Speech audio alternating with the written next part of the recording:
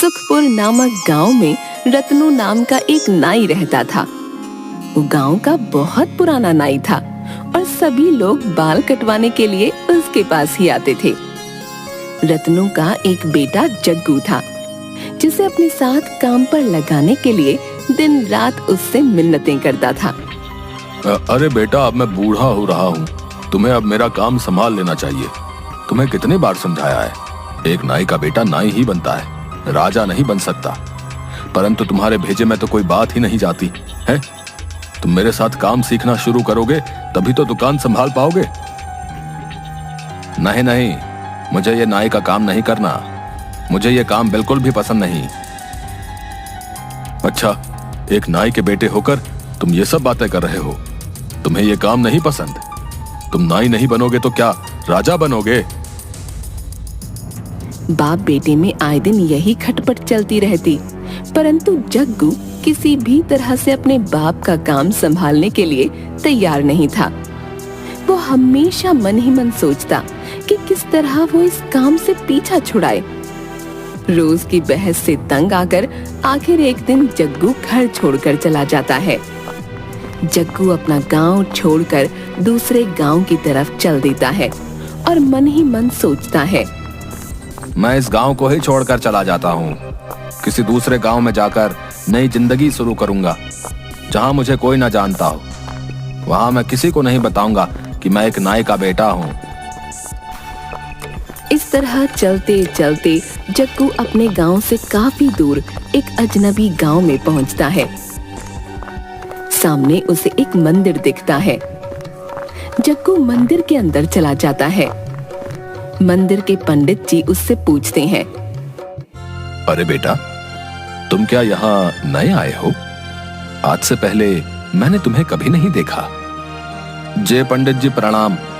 मैं काफी दूर के एक गांव से यहाँ आया हूँ। मैं इस गांव में किसी को नहीं जानता। क्या मैं आपके मंदिर में विश्राम कर सकता हूँ? बेटा, तुम कहाँ से आए हो और तुम्हारे पिताजी क्या काम करते हैं? अपने बारे में कुछ बताओ। पंडित जी का सवाल सुनकर जग्गू सोच में पड़ जाता है कि अब क्या बोले। सच तो नहीं बता सकता था।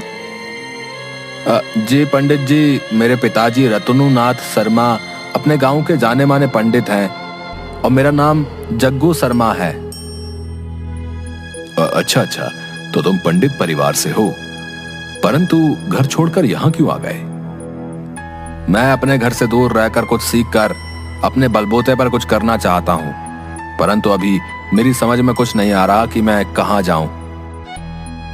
देखो बेटा, पीछे ही मेरी कुटिया है। मैं वहां अकेला ही रहता हूँ और इस मंदिर की देखभाल भी मैं ही करता हूँ। तुम चाहो तो मेरे साथ रह सकते हो। तुम इस मंदिर का सारा काम संभाल लेना, जैसे कि इसकी साफ सफाई, पूजा वगैरह की तैयारी। मैं तुम्हें सब कुछ सिखा दूंगा। पंडित जी की बातें सुनकर जग्गू बहुत खुश हो जाता है और मन ही मन सोचता है, लगता है तीर निशाने पर ठीक लग गया है। इस पंडित को कोई शक नहीं हुआ और ये मुझे भी पंडित ही समझ रहा है। बस फिर क्या था, अगले ही दिन जग्गू ने अपना भेष बदलकर पंडितों जैसा कर लिया। सिर पर चोटी, धोती कुर्ता और माथे पर तिलक और गले में माला। पंडित जी के साथ मंदिर में काम करने की वजह से सभी लोग उसे पंडित ही मानने लगे और वो भी पंडित जी के साथ रहते रहते पूजा की सारी विधियां, मंत्र उच्चारण, आरतियां सब सीख गया। अब पूरा गांव उसे पंडित जग्गू शर्मा के नाम से जानने लगा और उसका जीवन मजे में कटने लगा। उसी गांव के एक सेठ पंडित दीनदयाल शर्मा गांव के सबसे अमीर व्यक्ति थे, परंतु उनकी शादी नहीं हुई थी, जिस कारण उनका इस दुनिया में कोई नहीं था। अरे पंडित जी, परसों हमारे घर में हवन और पूजा है, आपको याद है ना? पूरी तैयारी कर लीजिएगा और समय पर पधार जाइएगा। है जी जी सेठ जी, मुझे अच्छी तरह याद है।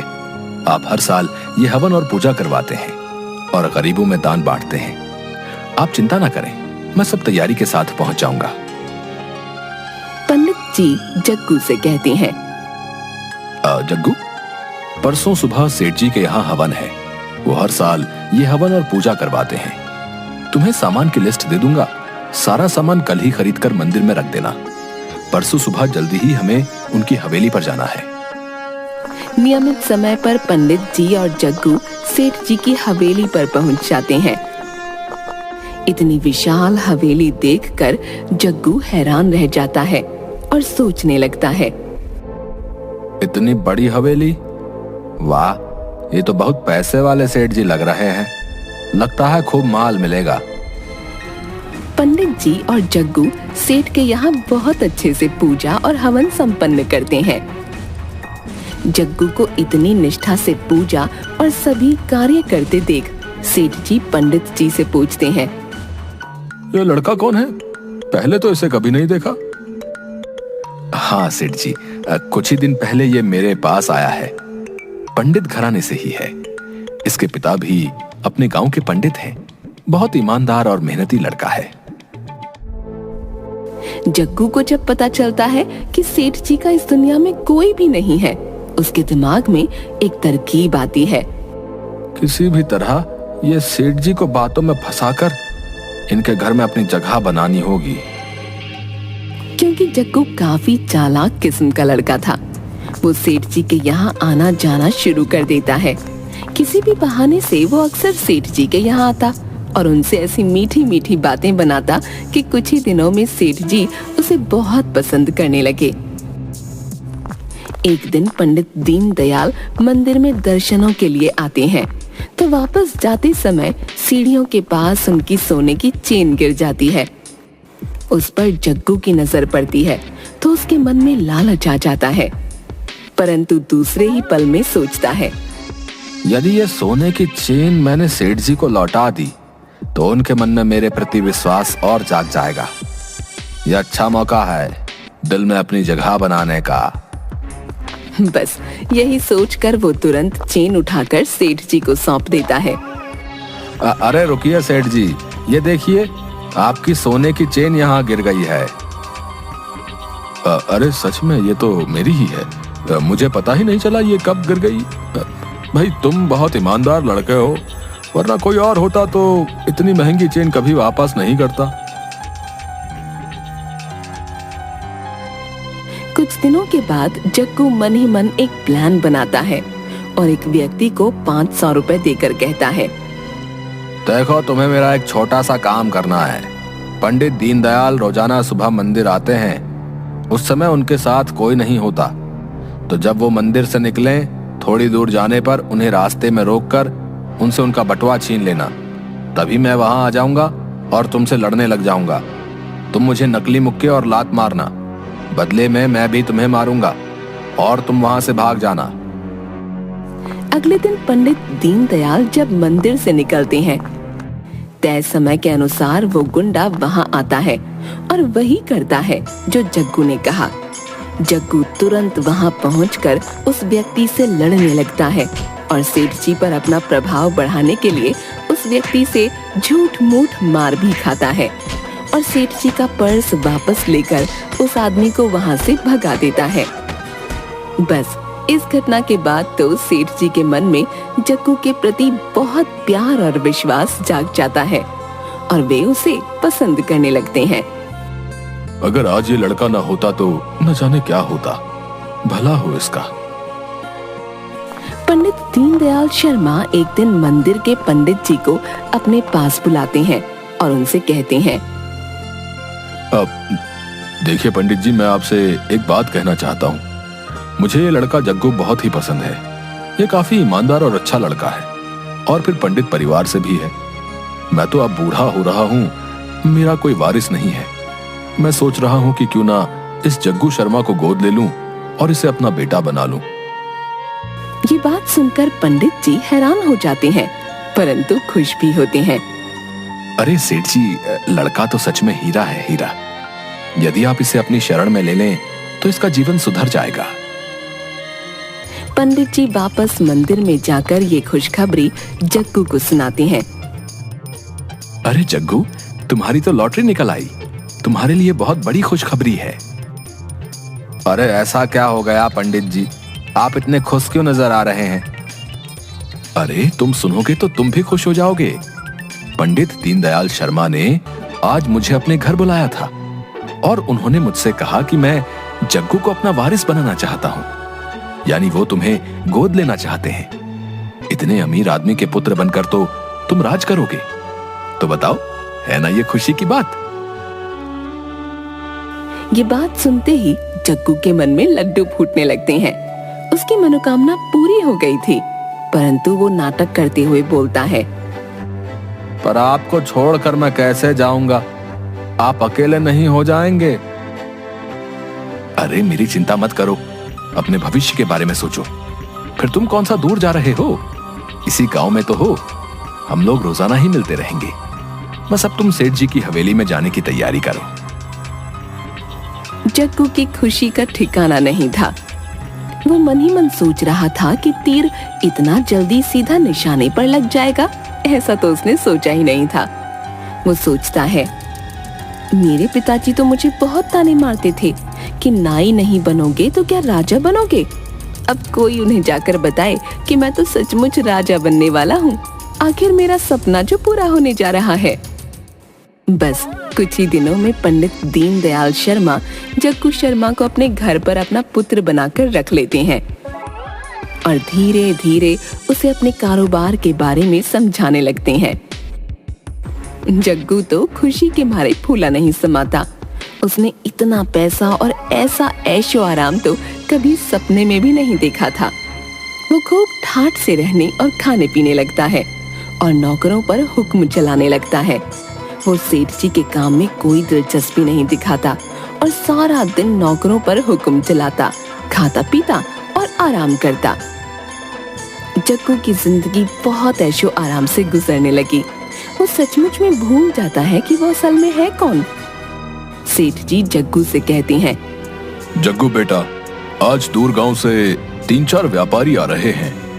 वो हमसे कुछ जमीन खरीदना चाहते हैं। जब वो लोग आए तो तुम भी मेरे साथ बैठना, ताकि तुम काम की सभी बारीकियों को समझ सको। आगे तो तुम्हें ये सब संभालना ही है। जी, जैसी आपकी आज्ञा। वो लोग हवेली में आते हैं। सेठ जी जग्गू को भी बुला लेते हैं। अब मैं आप लोगों का परिचय अपने पुत्र से करवाना चाहता हूँ। ये है मेरा पुत्र जग्गू। सेठ जी जग्गू को उन लोगों से मिलवाते हैं। उनमें से एक व्यक्ति जैसे ही जग्गू को देखता है वो चौंक उठता है। वो व्यक्ति जग्गू को काफी देर तक घूरता रहता है और सेठ जी से पूछता है, ये आपका पुत्र कैसे हो सकता है?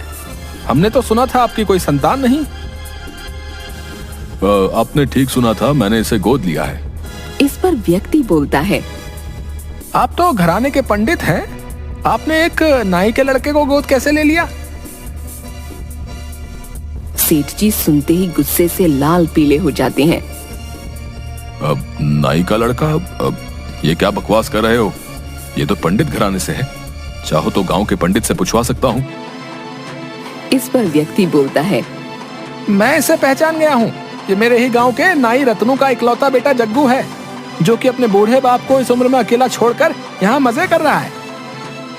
ऐसी बातें सुनकर जग्गू के पैरों तले जमीन खिसक जाती है। वो डर जाता है कि अब तो उसकी पोल खुल गई है। जग्गू ये नहीं जानता था कि झूठ की उम्र ज्यादा नहीं होती। वो एक ना एक दिन सबके सामने आ ही जाता है। जग्गू घबराकर सेठ जी से माफी मांगने लगता है। अब सेठ जी, मुझे माफ कर दीजिए, मैंने आपसे झूठ बोला था। यह व्यक्ति बिल्कुल सच बोल रहा है। मैं एक नाई का ही बेटा हूँ। मंदिर में पंडित जी के पास रहने के लिए मैंने ये झूठ बोला था कि मैं पंडित घराने से हूँ। ऐसी बातें सुनकर सेठ जी को बहुत गुस्सा आता है। अपने नौकरों से कहकर सेठ जी जग्गू को धक्के मरवाकर घर से बाहर निकाल देते हैं।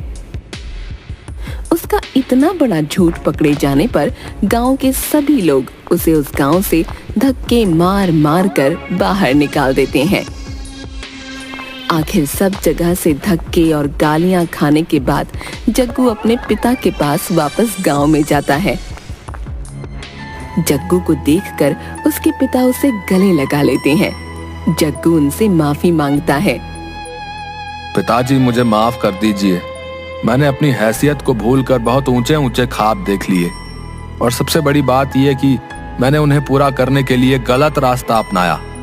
लोगों से अपने बारे में झूठ बोला और आपको इस उम्र में अकेला छोड़कर चला गया पिताजी।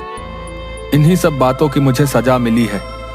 आइंदा से मैं ऐसी कोई गलती नहीं करूंगा। मैं समझ गया हूं कि कोई भी काम छोटा या बड़ा नहीं होता।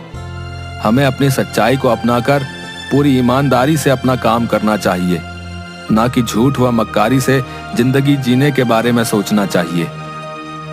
जग्गू की बातें सुनकर उसके पिता कहते हैं, यदि सुबह का भूला शाम को घर आ जाए तो उसे भूला नहीं कहते। तुम्हें अपनी गलती का एहसास हो गया और तुम लौटकर मेरे पास आ गए। बस मैं तो इसी में बहुत खुश हूं। तुम्हें जिंदगी ने बहुत अच्छी सीख दे दी है। अब आइंदा तुम कभी भी अपने जीवन में रास्ता नहीं भटकोगे।